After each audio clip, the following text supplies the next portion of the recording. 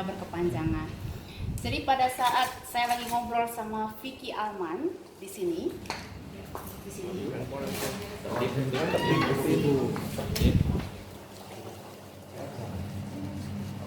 Nah, jadi posisinya begini. Ini masuk aja. Nah, posisinya saya ngobrol Vicky di sini. Alman di sini. Nah, saya bersama Alman itu duduk di sini, lagi ngobrol begini ya.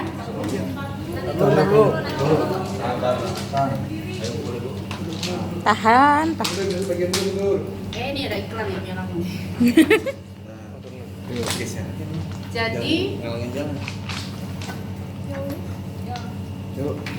Jadi pada saat kejadian itu saya mengundang Alman datang ke sini karena memang setelah syuting, kita beberapa hari setelah syuting, saya banyak cerita keluh kesah tentang kehidupan saya.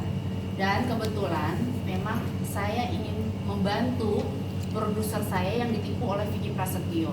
Kebetulan saya memang bilang sama Vicky Alman, ini produser saya yang ditipu Vicky Prasetyo. Tolong bantu cek di Polda bagaimana kasusnya. Nah, kita ngobrol nih sampai malam.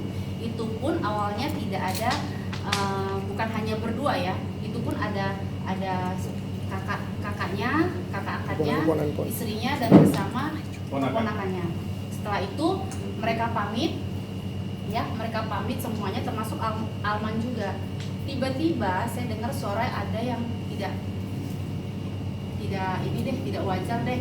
Saya telepon lagi, Alman datang, saya bilang tolong nih kayaknya nih ada sesuatu yang aneh sih. Datanglah Alman, ngobrol lah kita seperti ini, ngobrol, tiba-tiba ada suara, apa ya? Kok kayak ada pagar saya ini? Langsung saya tarik Alman, ayo kita ikut nih seperti ini. Saya tarik Alman.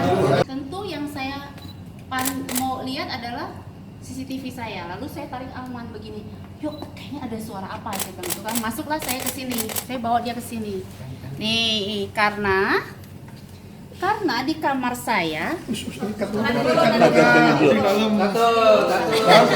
itu saya dengar suara ada yang aneh, ada orang kayak ada manjat-manjat dari pagar, tiba-tiba saya mendengar suara aneh dan saya bilang, yuk kita lihat CCTV karena CCTV saya posisinya di sini, ya posisi di sini saya lihat, oh kok ada orang loncat-loncat di pagar saya. Enggak lama saya pantau, saya lihat, saya pikir maling karena dia bawa motor, dia mau keluar, saya cegah, saya bilang jangan. Kalau orang maling sudah berani masuk ke rumah orang pasti dia bawa senjata, benar nggak?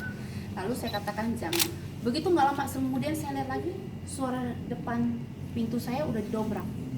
Saya dengar suaranya Vicky Prasetyo. Saya karena trauma sama Vicky Prasetyo langsung saya kunci pintu begini. Masuk aja kadang. Kita masuk. Aduh, udah di Enggak, iya, udah masuk aja. Pak Angel itu bisa dihilangin kayak yang Nah, di bawah. ya. Nah, begitu saya lihat begini, ya, begitu saya didobrak keep silent. Begitu didobrak pintu di depan, saya lihat, wah Vicky Prasetyo karena dengar suaranya. Saya tutup begini, saya kunci, ya, kuncinya saya pegang. Alman di sini posisinya. Saya tunggu sambil megang handphone, menelpon polisi dan juga kakaknya yang tadi sudah pamit itu untuk kembali ke sini lagi. Karena jam 2 dan jam 3 itu subuh, kan orang nggak ready mengangkat telepon, mungkin lagi tidur, mungkin apa ya gitu ya. Semua yang saya hubungin tidak bisa sambil saya nunggu, tapi Vicky Prasetyo sudah nendang ini. Nendang. Dia sambil bilang, kamera, sorot dia, nggak pantas dia menjadi anggota dewan, jangan pilih dia, caleg apa dia, arak-arak dia, botakin dia, telanjangi dia.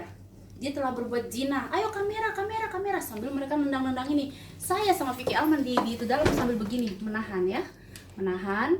Akhirnya kenapa saya sampai copot kerudung? Karena di rumah saya pakai kaftan itu saya karena di rumah saya sendiri tentu saya pakai hijab yang cuma nyantol aja, ya.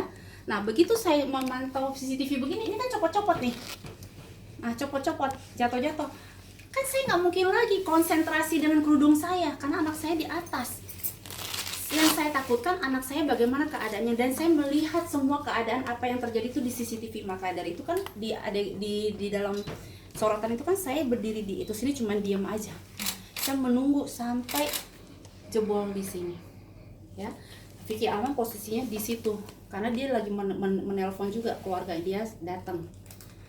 Dan baju yang dia pakai masih baju yang sama dengan dia pergi ke kantor polisi. Dan bohong, keluarganya bilang itu bohong kalau dia memakai celana pendek. Kan kelihatan dari gambar video itu ya. Nah, dia pergi pun dia datang karena dia pakai jaket.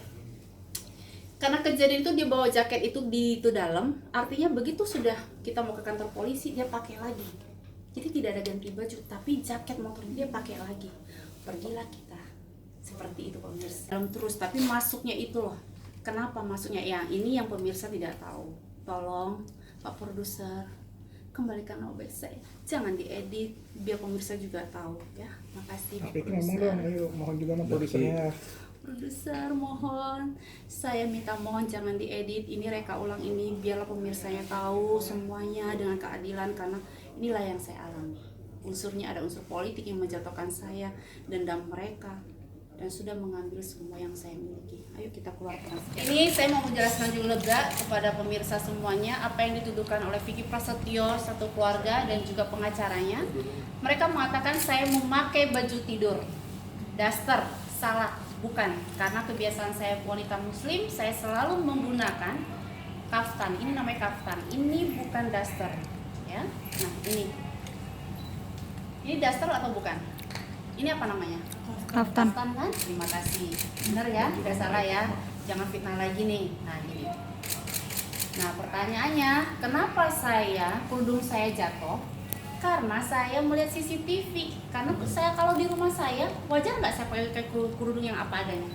Nggak mungkin di dalam rumah saya pakai yang kencang-kencang. Karena ada tamu dan segala macam, saya cuma pakai yang sahabat jalan. Begitu saya memantau CCTV, begini keadaan, saya pikir maling dan orang di rumah saya udah kayak tawuran.